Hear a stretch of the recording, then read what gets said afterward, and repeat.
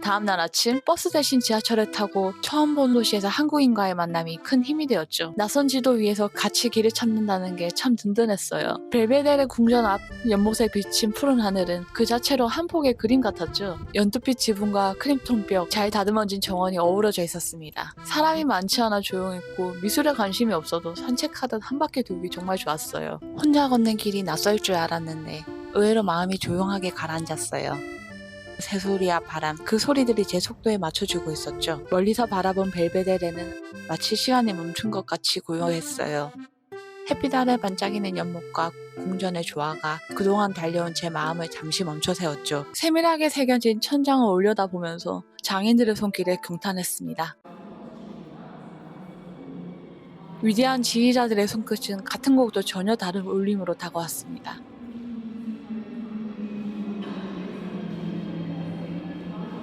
한 장 한 장 넘겨진 악보 위에 시간을 초월한 그들의 대화가 남아있었죠.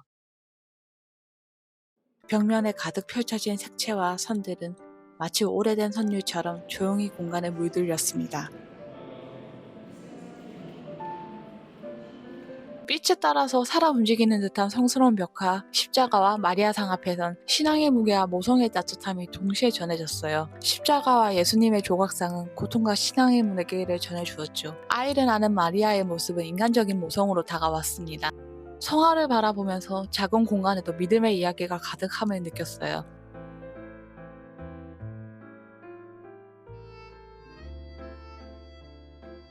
조각마다 시대의 숨결이 담겨서 시간을 넘어서 지금 제게로 전해졌네요.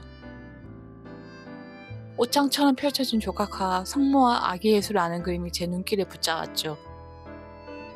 동방박사들의 경배 장면에서 마지막까지 성스러운 여운을 느꼈습니다. 여기서는 그림의 위아래 전신 부분이 연결되어 있어서 마치 전체 조감도를 보는 것처럼 작품을 감상할 수 있었어요. 십자가에 달린 예수님과 그 앞에 모여있는 사람들의 모습이 이어지는 장면도 보입니다. 사진 6장을 찍었을 정도로 인상 깊었습니다. 또 작은 판화들을 이어 붙여서 십자가에 못 박히는 장면을 크게 설명해 둔 것도 있었어요. 아담과 이브가 있는 아주 작은 판화도 전시되어 있는데 작지만 눈길을 끌더라고요. 벨베데레 상궁 2층까지 어떻게 구성되어 있는지 알려준 안내도도 있었어요. 상궁과 하궁 그리고 정원 구조가 어떻게 이어지는지 한눈에 볼 수 있었습니다. 1층을 나와 다시 계단을 올라갈 때 창밖 풍경이 눈에 들어왔습니다. 조금 더 줌아웃하는 창문 3개가 보이면서 바깥 풍경이 시원하게 펼쳐졌네요. 햇살에 따라 올라선 2층은 조용한 미술관 같으면서도 궁전의 품격이 느껴졌습니다. 발걸음을 멈추자 금빛 공간이 천천히 제 시야를 채워갔죠. 천장이 화려한 벽화로 장식되어 있었고 커다란 샹들리에와 사방의 금박 장식이 압도적이었어요. 마치 작은 증정 같으면서도 웅장함이 가득 느껴지는 공간이었습니다.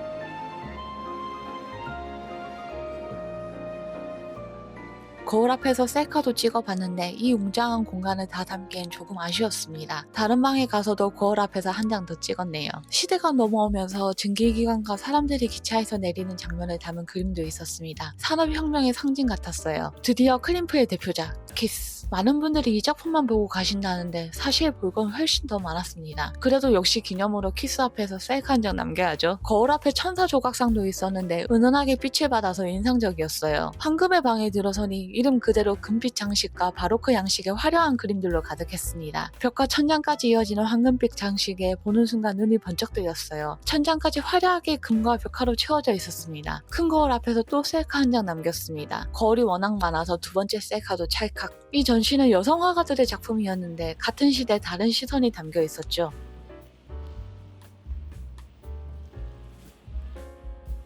중앙 유럽 작가들의 그림을 지나 현대 작품들이 있는 방으로 이어집니다. 두 번째 전시실에선 형태와 색이 자유로워졌어요. 캔버스 위에 감정이 그대로 흩뿌려진 듯 작가의 내면이 솔직하게 드러나 있었습니다. 조각과 회화가 나란히 놓여서 서로의 존재를 비추듯 대화하는 듯 했습니다. 공간 자체가 하나의 예술처럼 느껴졌어요. 세 번째 방에서는 조각과 그림이 함께 전시되어 있었습니다. 나치 시대의 선전 의미가 담긴 작품도 보였는데 시대의 어두움이 전해졌어요. 밝은 색조 속에서도 묘하게 느껴지는 긴장감, 그 시대를 지나온 예술가들의 숨결이 남아 있었습니다. 이어지는 건 나폴레옹의 백마 그림이었죠. 전쟁의 상징을 지나 다음 방에 빛을 주제로 한 작품들이 기다리고 있었습니다. 천사 조각과 밝은 색채가 가득한 그림들 속에서 다시 삶의 온기를 느꼈어요. 처음엔 보석함인 줄 알았는데 내려다보니 시계였습니다. 설명을 보니 테이블 시계, 생활과 예술이 하나였던 거죠. 일상의 세계와 연출된 세계. 작품들이 대비되면서 내면을 돌아보게 했습니다. 성물과 종교화가 이어져 전시장의 무게감이 더욱더 짙어졌습니다. 동으로 만든 사람 조각도 있었고 브로치 안에 작은 초상화도 발견했습니다. 세밀함이 대단했어요. 난로위 타조 그림은 귀족의 취향을 엿보는 듯 했습니다. 복도에서 잠시 셀카 한 장. 지하로 내려오니 귀여운 그림과 사물함 안내가 반겨졌어요. 웅장하다가 귀여운 안내문을 보니까 색다른 기분이었죠. 기념품 샵엔 역시 클림트 키스가 넘쳐났습니다. 엽서, 파일, 에코백까지 작은 장식품부터 금팔찌까지 정말 다양했어요. 상공은 나오자 중앙 정원이 한눈에 들어왔습니다. 하공의 표는 사지 않았지만 정원이 너무 예뻐서 가보기로 했죠. 상공 뒷모습은 공사 중이라 조금 아쉬웠지만 중앙 정원으로 향하는 길은 탁 트이고 시원했습니다.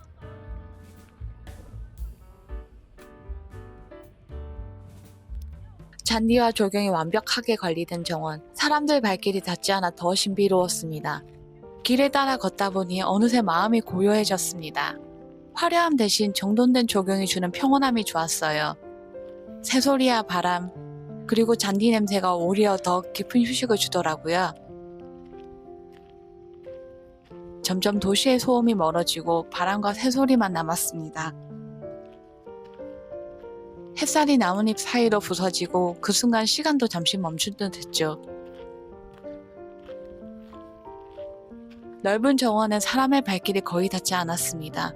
그 덕에 이곳은 마치 나만의 정원이 된 듯 했죠. 중앙 분수 앞에서 잠시 쉬며 풍경을 즐겼습니다. 멀리 분수대가 보이자 햇빛에 반짝이는 조각상들이 그림자와 함께 하나의 예술이 되어가고 있었어요. 분수대의 조각 하나하나에도 세월이 느껴졌어요. 사람의 손이 닿지 않은 듯 그대로 남아있는 시간의 흔적. 그렇게 오래된 것들 사이에서 저도 잠시 멈춰 서 있었습니다. 성벽이 높아 웅장했고 하늘과 구름은 비현실적으로 아름다웠네요. 나무 사이로 비치는 햇살 아래 도시락을 펴고 느긋하게 앉아있고 싶었어요. 하늘의 구름마저도 풍경의 일부가 되어 시간이 느리게 흐르는 듯 했죠. 정원에서 바라본 하공은 고요했고 멀리 상공이 다시 보였습니다. 두 궁전이 마치 서로를 바라보면서 비엔나의 역사를 이어가고 있는 듯 했죠. 상공 옆 카페에선 비엔나 커피를 팔고 있었죠. 시그니처라 궁금했지만 가격은 역시 넘사벽이었습니다. 상공 앞에서는 신혼부부가 웨딩 촬영을 하고 있었습니다. 이 좋은 풍경이 배경이라서 정말 그림 같더라고요. 저도 한 장 남겼는데 바닥이 많이 나와서 살짝 아쉬웠어요. 나가는 길에 다시 본 상공 풍경, 구름과 연못이 어우러져 또 한 장면이 되었습니다. 이제 근처 마트에서 간단히 먹으려고 샌드위치를 샀는데 가성비는 정말 훌륭했어요. 외압슬 종류도 정말 다양했는데 결국 산딸기 맛으로 골라서 하루 만에 다 먹어버렸어요. 시내로 돌아오니 또다시 눈에 띈 건 성스탬프한 대성당. 볼 때마다 정말 장엄했어요.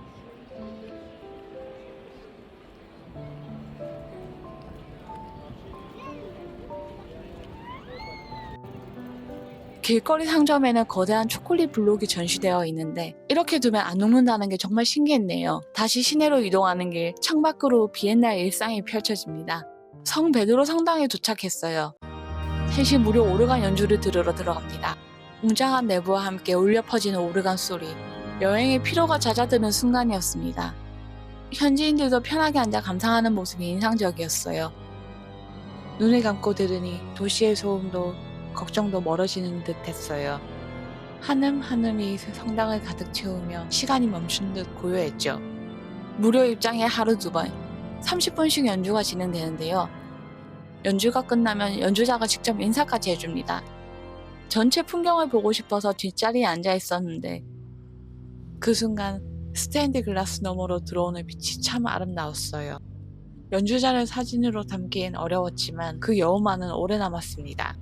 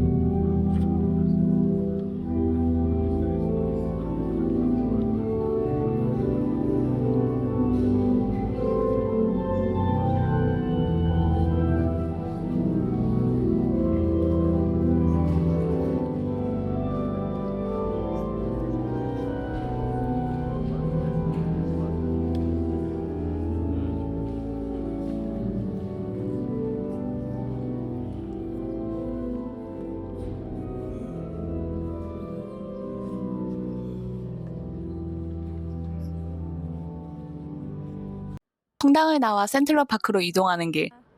조각상들이 눈길을 끌었어요. 맨 위는 금빛, 아래는 일반 조각이라 독특했습니다. 카메라를 돌리며 주변을 둘러보니 작은 것 하나까지 예술처럼 느껴지더군요.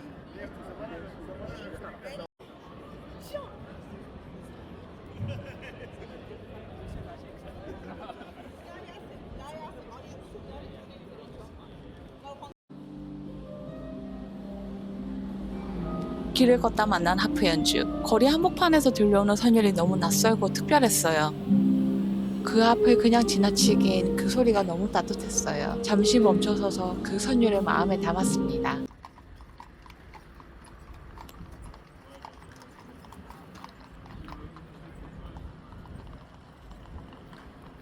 마차 뒤를 자동차가 따라가는데 아무도 클렉션을 울리지 않아요. 한국과는 전혀 다른 풍경이죠.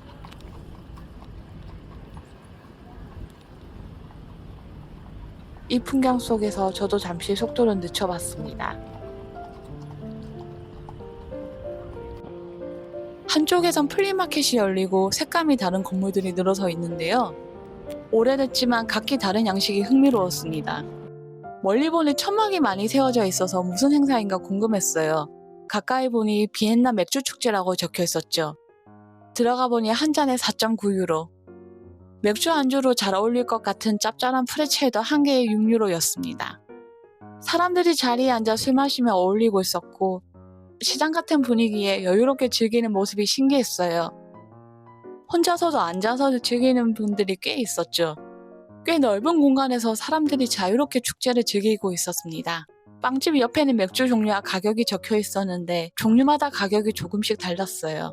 잠시 휴식을 위해 스타벅스로 이동했어요. 형형색색의 도넛과 치즈케이크, 샌드위치가 진열되어 있더라고요. 쿠키와 초코 브라우니 2종류, 그리고 머핀들, 초코, 바닐라, 블루베리에 와플, 크로아상, 시나몬 롤까지 있었습니다. 맨 위에는 파운드 케이크 조각도 있었는데 보기만 해도 묵직한 단맛이 예상되더라고요. 결국 7.8유로를 결제하고 레몬 라즈베리 머핀과 콜드 블루를 골랐습니다. 이곳은 지하 매장이었는데 자리에 크림 브릴레 시즌 메뉴 광고가 있었어요. 또 다른 시즌 메뉴도 보였습니다. 스타벅스에서는 충전도 되고 조금 편히 쉴 수 있었어요.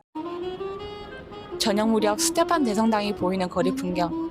많은 사람들이 오가는 가운데 색소폰 연주가 들려왔습니다. 단 한 곡의 재즈 선율만으로도 비엔나의 저녁이 감미로워졌어요.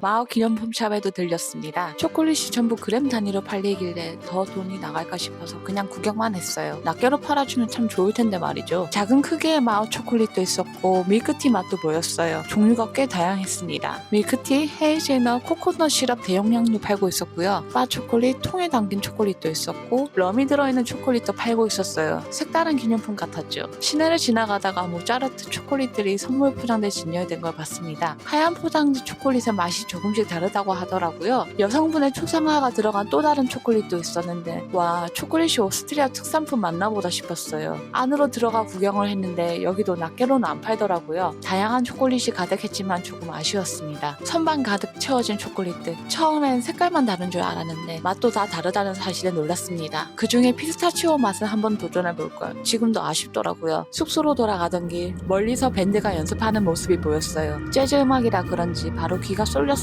혹시 공연이 있나 싶어서 멀리서 조심스럽게 찍었어요. 허락을 받은 게 아니라 가까이 가긴 애매하더라고요.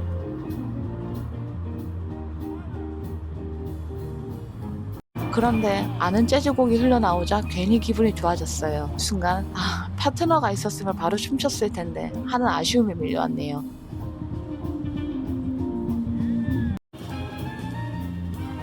거리 한복판에서 들려오는 재즈 선율에 잠시 여행자라는 사실도 잊었어요.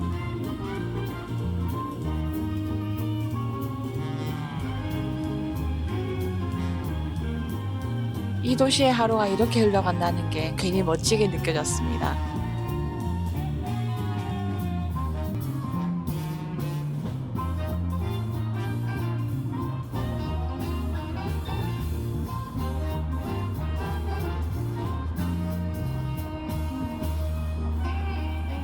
숙소로 돌아가는 길에 마트에 들렀습니다. 간단히 먹을 걸 사려고 했는데 한국 라면이 떡하니 있어서 깜짝 놀랐어요. 여긴 한인마트도 아닌데 말이죠. 여기서도 10,000원 빠지지 않더라고요. 종류가 다양하진 않았지만 어디서나 보였습니다. 그런데 왜 큰 게 더 싸죠? 작은 건 1.75유로, 큰 건 3유로 정도인데 이거 가격 차이가 애매했습니다. 밀카 초콜릿도 정말 다양한 맛으로 나와 있었어요. 한국보다 가격도 저렴해서 신기했습니다. 코카콜라도 여러 가지 맛이 있었는데 레몬 맛은 처음 봤습니다. 물도 탄산수, 일반 생수, 사이즈별로 다양하게 있길래 하나 골랐어요. 오스트리아 비엔나에 중국 과자가 있는 것도 웃겼고요. 맥주 역시 정말 다양한 브랜드들이 있었는데 역시 유럽은 맥주의 본고장이라는 말이 떠올랐어요. 길 건너편에서 사람들이 모여 술 마시면서 밴드들 음악을 듣고 있더라고요. 저도 밴드 쪽으로 발걸음 옮겼습니다. 아까 봤던 그 밴드더라고요. 가까이서 재즈 공연을 감상하니 더 좋았어요. 이곳이 번화가는 아니었는데 제가 이런 재즈 무대를 만나다니 익숙한 재즈곡이라 더 반가웠고 다시 한번 제 스윙 댄스 파트너가 있었으면 얼마나 즐거웠을까 싶었습니다. 이렇게 긴 하루가 마무리되네요. 화려한 궁전과 작품들 그리고 고요한 정원까지 비엔나에서 보낸 오늘 하루는 저에게 또 다른 선물이었습니다. 여행은 결국 새로운 곳을 보는 게 아니라 내 안에 새로운 시선을 발견하는 일 같아요. 여기서 영상은 마무리할게요. 저와 함께 끝까지 걸어주셔서 감사합니다.